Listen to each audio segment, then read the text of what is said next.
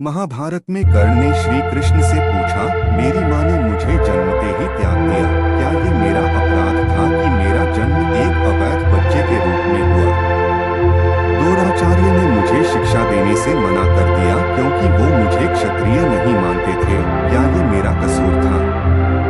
परशुराम जी ने मुझे शिक्षा दी, साथ ये शाप भी दिया कि मैं अपनी विद्या भूल जाऊंगा क्योंकि वो मुझे क्षत्रिय समझते थे। भूलवश एक गौ मेरे तीर के रास्ते में आकर मर गई और मुझे गौवध का शाप मिला। द्रौपदी के स्वयंवर में मुझे अपमानित किया गया क्योंकि मुझे किसी राजघराने का कुलीन व्यक्ति नहीं समझा गया। यहाँ तक कि मेरी माता कुंती ने भी मुझे अपना पुत्र होने का सच अपने दूसरे पुत्रों की रक्षा के लिए स्वीकारा। मुझे जो कुछ मिला दुर्योधन की दया स्वरूप मिला।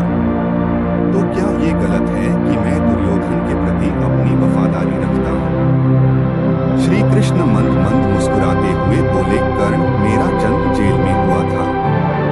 मेरे पैदा होने से पहले मेरी मृत्यु मेरा इंतजार कर रही थी। जिस रात मेरा जन्म हुआ उसी रात मुझे मेरे माता पिता से अलग होना पड़ा। तुम्हारा बचपन रथों की धमक, घोड़ों की हिनहिनाहट और तीर कमानों के साये में गुजरा। मैंने गायों को चराया और गोबर को उठाया। जब मैं चल भी नहीं पाता था तो मेरे ऊपर प्राणघातक हमले हुए।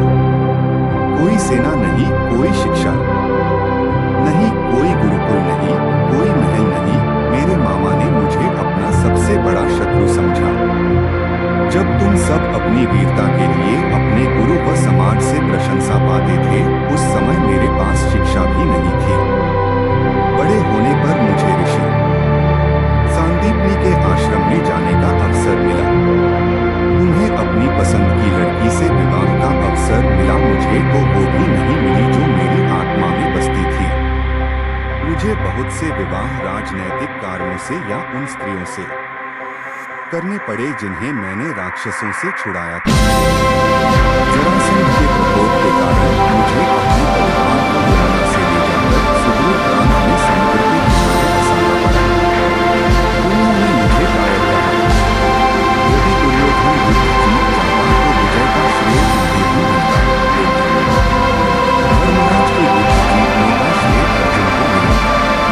मुझे कौरवों ने अपनी हार का उत्तरदायी समझा।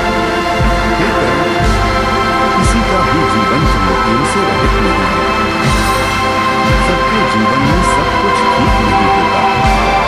कुछ कमियां अगर दुर्योधन में थी तो कुछ युधिष्ठिर में भी थी। सत्य क्या है और उचित क्या है, ये हम अपनी आत्मा की आवाज से स्वयं निर्धारित करते हैं। इस बात से कोई फर्क नहीं पड़ता कितनी बार हमारे साथ अन्याय होता है। इस बात से कोई फर्क नहीं पड़ता कितनी बार हमारा अपमान होता है।